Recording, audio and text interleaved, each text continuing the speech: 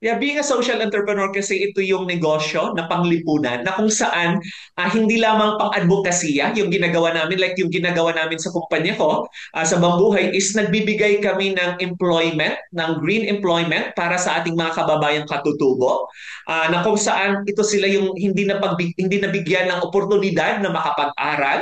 So tinutulungan namin sila na like ngayon is above the minimum wage kahit wala silang pinag-aralan, yung pinapasahod pa rin namin sa kanila above the minimum wage. So kinakapacitate din namin sila before sila nag-engage as an employee. Sa aming kumpanya is tinitrain namin sila paano gamitin yung talento and skills nila. Tumutulong kami sa mga kapwa nating mahirap. Hindi all about na para lang tulungan sila. It is intentional na parte sila ng negosyo. And of course, nandun pa rin yung environmental na yung negosyo is hindi nakakasira sa kalikasan.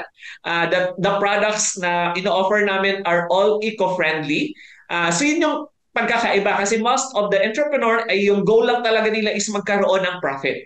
Okay, magkaroon ng pera. But here is we want to grow. Being a social entrepreneur, we want to grow our business together with the community, the marginalized the community that we are serving. And also we are providing sustainable livelihood to those farmer. Not the typical livelihood na bigyan mo sila ng livelihood. For us kasi is really we value their product and yung isang pinaka-goal namin doon is we really need to increase their income. Dati is kumikita sila ng below 3,000 pesos. Ngayon, some of our partners, hindi namin silang tinatawag na beneficiaries but partners, ay nakapagpatayo ng bahay, nakapagpaaral na ng kanilang mga anak, nakapagpatapos ng kanilang mga anak. So yun yung pinagkaiba of an entrepreneur and the social entrepreneur.